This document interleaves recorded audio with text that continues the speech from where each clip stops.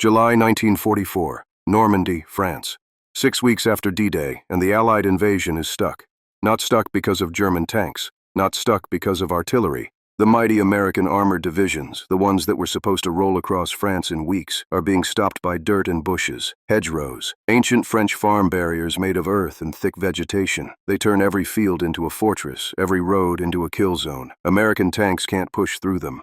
When they try to climb over, their thin belly armor gets exposed. German anti-tank guns are having a field day. Thousands of American soldiers are dying in these fields. The breakout from Normandy is failing. Then Sergeant Curtis G. Cullin, a tank commander from Tennessee, looks at a pile of German scrap metal and has an idea his superiors will call crazy. He's going to turn the enemy's own beach obstacles into a weapon. He's going to weld Nazi scrap metal onto American tanks and tear through every hedgerow in Normandy. 500 tanks modified. 1,500 American lives saved. The Normandy breakout succeeds, all because one tank sergeant refused to accept that dirt and bushes could stop an army. D-Day succeeded. The Allies are in France. But now they're trapped. The bocage, as the French call it, is a nightmare. Hedgerows line every field in Normandy, some over 1,000 years old. They're not just bushes. They're thick walls of earth, roots, and vegetation, sometimes 10 feet high and 4 feet thick. The Germans have turned them into the perfect defensive system. They hide machine gun nests in the hedgerows. They position anti-tank guns to cover the narrow gaps. Every field is a killing ground. When American tanks try to climb over a hedgerow, the tank tips up, exposing its thin belly armor. One well-placed German anti-tank round, and the whole crew dies. When tanks try to go around, they're channeled into narrow lanes where German guns wait. The American advance has slowed to a crawl. Casualties are mounting. Entire divisions are bogged down fighting for individual fields. At this rate, reaching Paris will take months, not weeks. Allied command is desperate for a solution. They try explosives, they try bulldozers, they try different tactics. Nothing works fast enough. Meanwhile, American tankers are dying. The Sherman tank, already vulnerable to German guns, becomes a death trap in the bocage. Crews know that every time they approach a hedgerow, they're gambling with their lives. The invasion planners never anticipated this.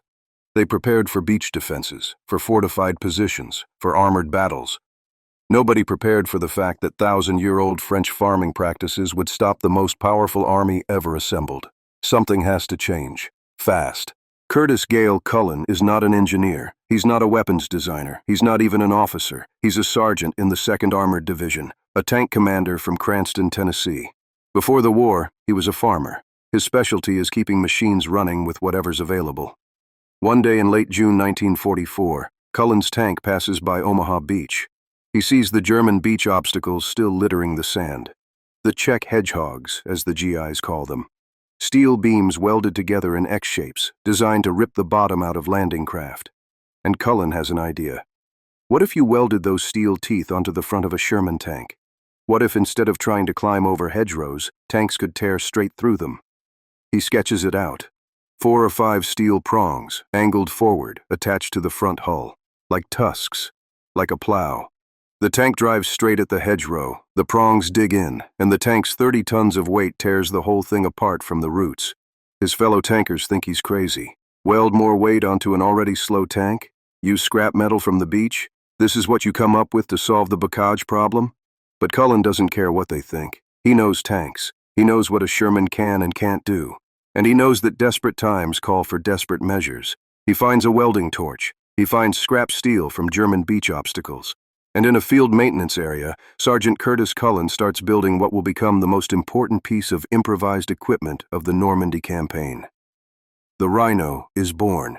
Cullin's first prototype looks rough. 4 steel prongs welded to a Sherman's front hull. It's ugly, it's improvised. It looks like something a kid built in a junkyard. But Cullin knows the theory is sound. The prongs will dig into the base of the hedgerow below the dirt and roots. The tank's weight and power will do the rest. He tests it on a hedgerow. The Sherman rumbles forward. The steel prongs bite into earth. The engine roars, and the hedgerow tears apart like tissue paper. The tank punches straight through, roots and all, emerging on the other side without ever exposing its belly armor, without stopping, without slowing down. Cullin's crew stares in disbelief. It worked. It actually worked. Word spreads fast. Other tankers come to see. They try it themselves. Same result. Every time.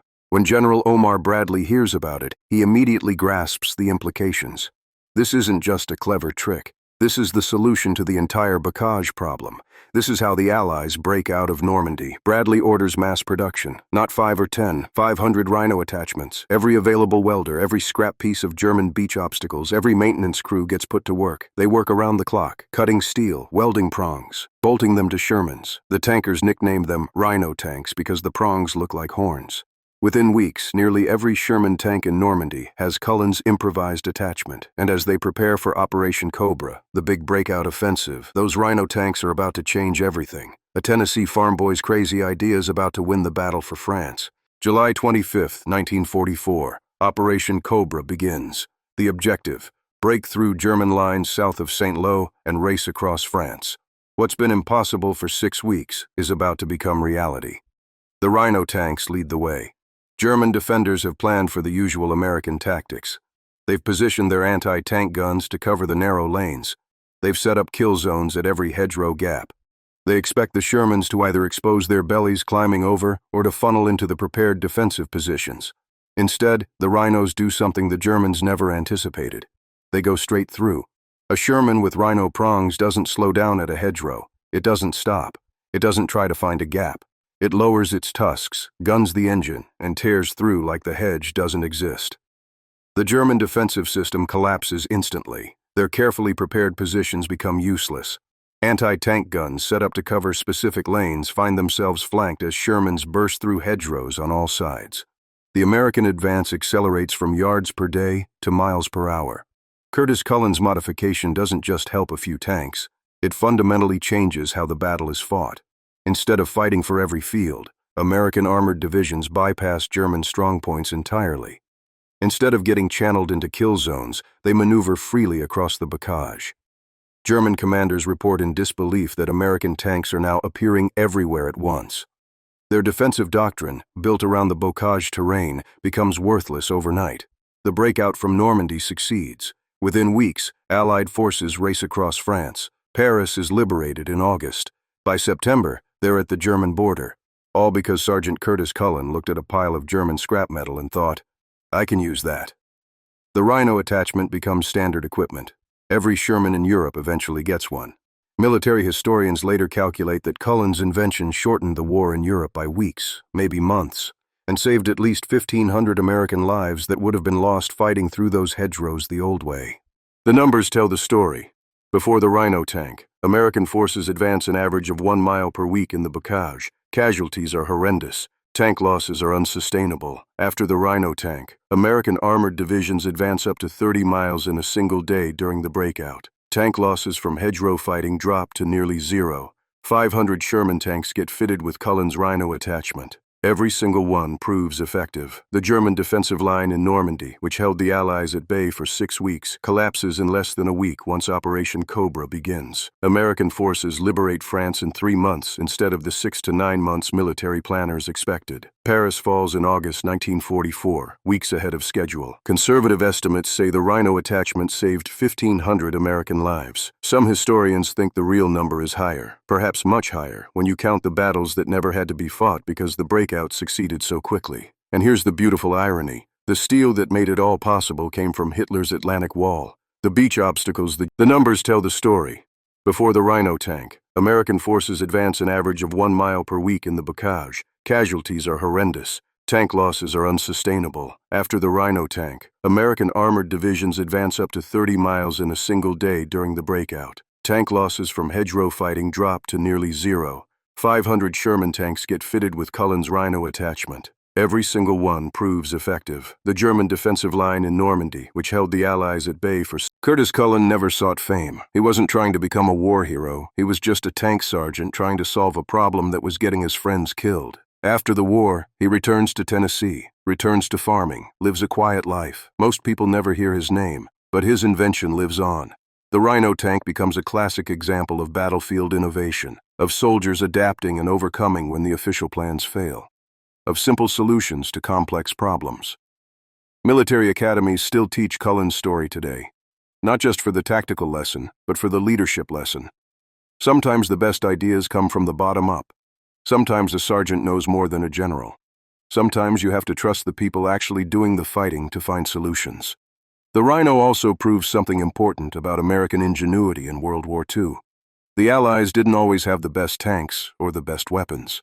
What they had was flexibility, creativity, the ability to improvise and adapt. A German engineer would have spent months designing the perfect hedgerow breaching device. An American sergeant just grabbed whatever was lying around and made it work. Today, when you see a Sherman tank in a museum, look for the prongs on some of them. Those are Rhino tanks. Each one represents a piece of improvised genius that helped win the war. And it all came from one Tennessee farm boy who refused to accept that bushes could stop an army.